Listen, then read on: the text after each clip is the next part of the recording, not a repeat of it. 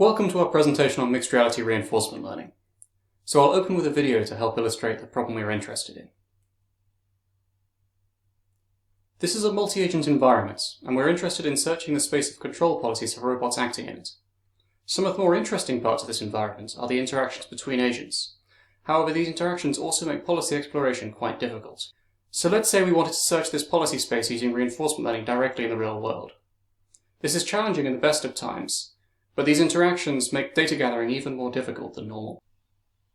As we can see, bad interactions between agents keep terminating data gathering, and if our robots were not so small, they would be doing so in a very dangerous and expensive way. So what if we try to avoid this problem by training in simulation instead? The main problem with training in simulation is that small differences between the simulation and reality can cause a policy trained in simulation to fail in the real world. This is known as the sim-to-real gap. For example, if the responsiveness of the vehicle in the real world is slightly lower than the responsiveness in simulation, the policy may brake too late, causing a collision. Alternatively, a policy may try to do something strange, such as rapidly alternating the position of the steering wheel from side to side, and it is very difficult for the simulation to accurately predict what would happen in reality. Even if you can locate and account for this particular case of strange behavior, or perhaps disincentivize it, there are many other possible varieties of strange behavior that reinforcement learning could find in your policy space that you haven't thought of. So this brings us to our proposed strategy, mixed reality learning. In this case, the agent learns in the real dynamics of the world. That is, it is controlling a real robot in its real environment. This reduces much of the sim-to-real gap caused by inaccuracies in the feedback loop between the robot's policy, its dynamics, and its environment. However, in order to make this safe, the robots it is interacting with are actually virtual. So the real robot is projected into a virtual world contained inside the computer, which contains the other agents, and reinforcement learning is done inside this mixed real world. In order to produce this fused world, our real world and simulated world must communicate. So the real robot is tracked using motion tracking so that the simulation knows where it is. And in terms of its sensing, the real robot effectively hallucinates the rest of the virtual world. The idea is it drives around an empty room imagining that the other agents are there. I will now give some more details of our case study, which I will continue to refer to throughout the rest of this presentation.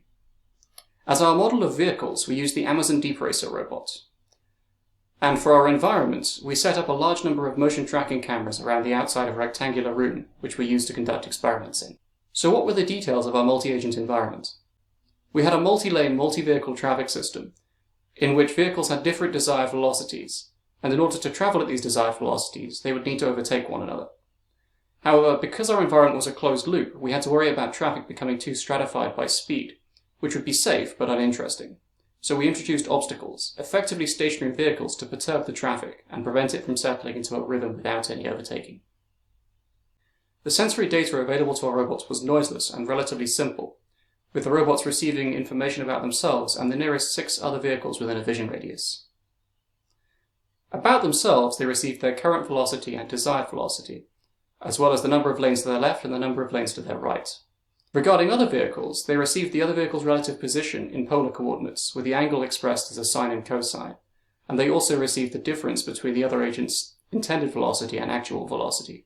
They also received the relative position of the other robot expressed in terms of lanes. For control, we distinguished between high-level and low-level control. Decisions to accelerate or decelerate were high-level, as were decisions to change lane. These decisions were made by a neural network to allow us to explore this interesting aspect of the policy space. On the other hand, maintaining a chosen speed and following a lane were considered low-level, and were handled by a hard-coded algorithm. In order to make these high-level decisions, the neural network had to integrate observations of other agents with its own observations of its state.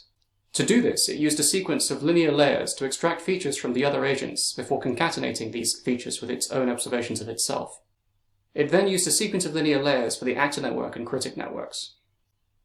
The actor network, which was responsible for actual control, then split into 2 outputs, one for acceleration and one for lane changing. Each was split into 3 discrete options. The critic networks are responsible for evaluating how promising a given situation is, and are used in the reinforcement learning algorithm, but not for actual control. As mentioned previously, the topology of the road was 3 lanes in a closed loop with no junctions. There were 12 virtual vehicles and 4 obstacles, and these obstacles were placed so that all lanes were blocked in at least one location, and so the obstacles were not too near each other. The policy was initially trained in simulation before being fine-tuned in mixed reality. The policy was transferred while it was still relatively high entropy. in order to facilitate further exploration in mixed reality. We conducted controlled tests before and after the mixed reality training, anticipating that we will find performance problems caused by the sim-to-real gap, which will be reduced by the mixed reality training. I will now show a video comparing the behavior before and after the mixed reality training.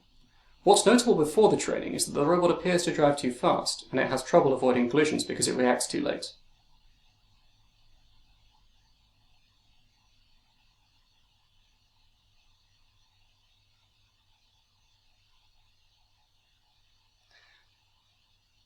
However, after the mixed reality training, we can see that it has become more cautious.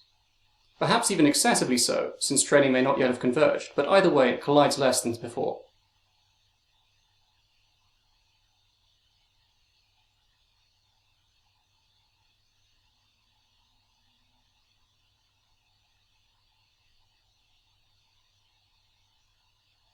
So we will now show the test data gathered in a non-video format. On the left-hand side we have what we are calling wave plots. The y-axis shows distance along the track, and the x-axis shows time elapsed. The lines on the graph represent trajectories of robots, with the real robot controlled by the neural network being represented by a thicker line. The colour of the line, along with its slope, shows the speed of the robot, as shown in the legend on the right. The horizontal lines are the obstacles, and the collisions are marked in red. We can see that the real robot is responsible for many collisions initially. However, this is much reduced after mixed reality training. So is this pattern consistent across the many scenarios we ran? The first histogram on the right shows the distribution of collision counts, with the y-axis showing frequency. It shows that the rate of collisions has decreased substantially after mixed reality training, but the question remains about whether or not this result is interesting, since this was achieved by the robot slowing down substantially. The second histogram shows the distribution of reward per scenario, and the overall increase in reward, while less substantial than the decrease in collisions, shows that according to the trade-off the learning was optimizing for, the new behavior is an improvement. To the extent that collision issues were caused by lower than expected responsiveness of the real robot and differences in dynamics from simulation, this represents a mitigation of the sim-to-real gap from mixed reality training that we had anticipated. So what have we learned?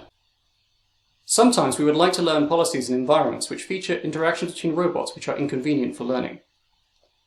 But the sim-to-real gap makes it difficult for us to use simulated learning to bypass these issues. Our proposed mixed reality solution allows us to compensate for the problems caused by the approximate dynamics of simulation, while maintaining much of the safety with respect to robot interactions it provides. We hope that this approach will generalize to other problems with similar characteristics, such as, for example, drone swarming, where agent dynamics are very important, but the risk of collisions between agents may make policy experimentation in the real world very difficult. We are now nearing the end of this presentation, and I will now discuss some of the remaining challenges with our problem and our solution. While we were able to close some of the sim-to-the-real gap using our mixed reality solution, the fact that we were using a relatively simple online learning algorithm meant that we were not able to make particularly efficient use of our data, and a substantially larger improvement could likely have been made using a more efficient but more complicated offline learning algorithm. We also, despite our learning algorithm having the potential to use a continuous action space, have yet to generalize it to this. And finally, the most attractive part of being able to explore these policies is the ability for robots to actually cooperate with each other. And while the virtual robots in our case study were controlled by a hard-coded algorithm, it would be particularly interesting to have the learn policy deployed on all the agents in the environment, or even to have different policies deployed on different sets of agents in the environment, in order to fully explore the interaction between different robot policies. This brings us to the end of our presentation. Thank you for listening.